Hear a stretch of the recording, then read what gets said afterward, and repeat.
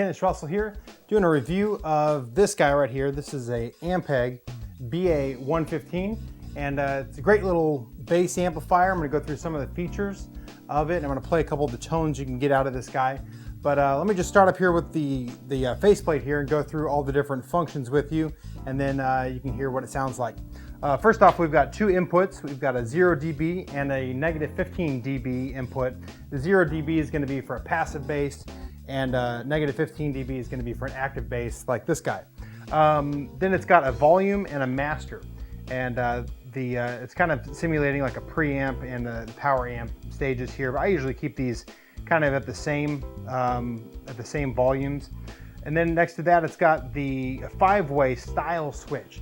Now the style switch, what it's doing is it's like number 3 is actually flat. There's nothing done to it. It's just the guitar tone going straight into the EQ, which is the next stage of this thing. But the 1 and 2 are going to be more of like a vintage tone. They're going to be a little bit more warm, and then so they're kind of boosting more of the lower end. And then the 4 and the 5 are going to boost more of the higher end. You're going to get more of a rock sound. If you're doing a slapping thing, you're going to do more of the 4 or the 5. And we'll listen to those here in a second. Then it's got the treble, mid, and bass on here on the EQ, three-band EQ, which is great. You can actually dial in some pretty good tones with that. Now when I'm going to play the demos, I'm going to just keep them right at 12 o'clock, and you could adjust it on your own. Now one thing that I will say with this is that if you're playing through this, it's a really good amp, I think, for playing in your garage or in your room, but it can also play out in a venue if you were to play in a club, that kind of thing. If you need to get a little bit more volume, my experience is if you just crank the EQ on all, if you're 12 o'clock on all the way across, treble, mid, and bass, just put all of them up and you'll get more volume out of it. And so I've had to do that a couple times to really get a lot of volume out of it, but this thing does put out a good amount of volume. Anyway, moving on, it's got the CD input, and which is great because if you're wanting to practice to a background track or practice to your favorite CD or whatever, you can hook up your MP3 player to it or a CD player to it, and the music's actually going to come out of this speaker with it. By the way, this is a 15-inch speaker in this as well, and obviously the cabinet it's a built-in combo amp. Next to that, for all the parents out there, this is a great feature. It's got a headphone jack, and that headphone jack is a perfect jack for practicing because you can crank it up in your headphones as loud as you want without disturbing the whole house. And with the bass amp, you really can truly disturb the whole house because those bass frequencies just go through everything. But once you plug in the headphones, it cuts out the speaker itself. It's not going to send anything to the speaker. So if you plug in the headphone jack, you're going to hear just the headphones. Next to that, it's got an XLR line out output, which is a really good feature, especially on this kind of level of an amp, because if you're playing in a venue that this amp won't produce enough volume, you're able to go into the house PA system with that XLR balanced out. So you're not going to get a buzz coming out of that because it's balanced and it's an XLR out, but you're able to utilize a big system with this. So in that situation, say you're playing at a club or you're playing at a church and you're using this amplifier, you could actually use this as your monitor for you're getting more bass in this, and then you're not dependent upon this speaker, this cabinet, to produce the bass for the whole house. Another really cool function with that, if you're using this as a monitor, is this guy will just lean back. It's got a cut angle on the back of the cabinet, so you can lean it back and get more of the speaker pushing the sound right to your ears. So if you're standing in front of it a couple feet, it's aiming at your ears instead of the back of your knees, which is really important because that you want to be able to actually capture the tone that it's throwing out instead of what you're kind of hearing in the ambient realm. So anyway, let me play a couple of the tones through here.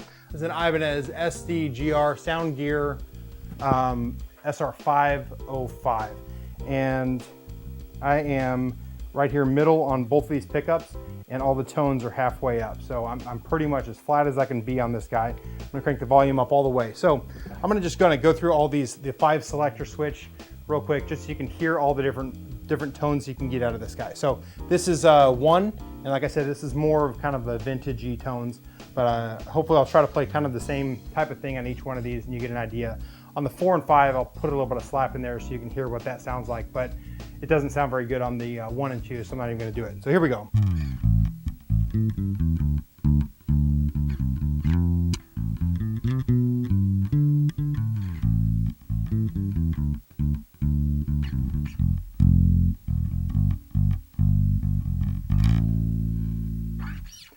Also, it has a pretty good low end. This is the low B, and that's why I'm using this this guitar to demonstrate this. It actually will do the low end pretty well, and so you can get those kind of like rumbly B string things if you're wanting to do that. Okay, next style switch 2.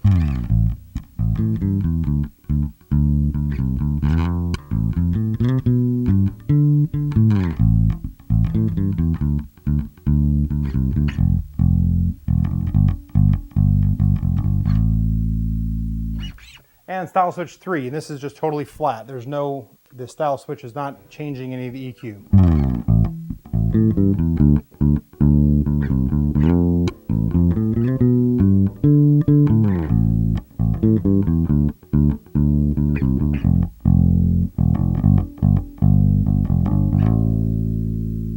All right, and 4.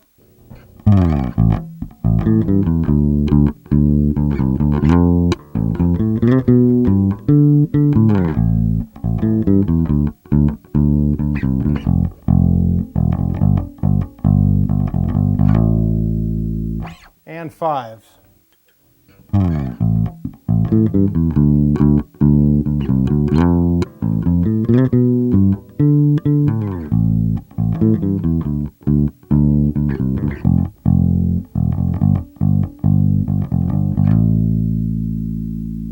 All right, I'm going to go do a little bit of my best attempt to do kind of like a slap and pop with the 4 and the 5 styles. Here we go.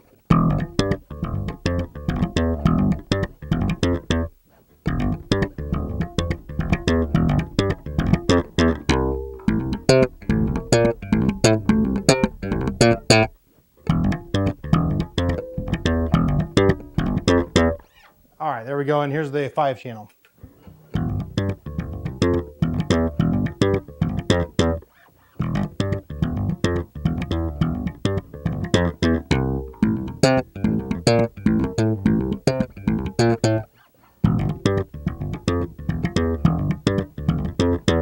Anyway, so hopefully that gives you somewhat of an idea of some of the tones you can get out of this guy.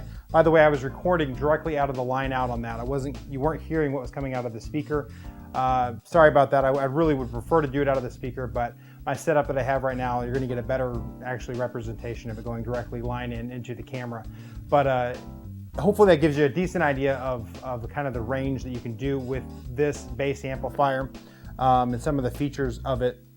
I really like this amp, especially for kind of intermediate player, you know, somebody that's wanting to buy their first, you know, decent amplifier without going in and spending $1,500 or $2,000 or $1,000 or whatever on a higher end amplifier.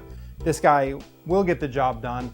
And don't take offense to that if I'm saying this is an intermediate bass amp, because you could use this in a pro setting too. Don't get me wrong, you could record with this amplifier, or you could play live with it. But it's a 100-watt amp, so it's not going to produce like an extreme amount of volume, you know, for a big stadium or something like that, or a big venue. But if you're playing, you know, 100, 150 people, and you crank this guy up, you'd probably be all right. You're going to be able to plug into the subs of the house anyway in most settings. But anyway, hopefully that's beneficial to you. If you like this kind of content, please like, comment, and subscribe, and share with your friends.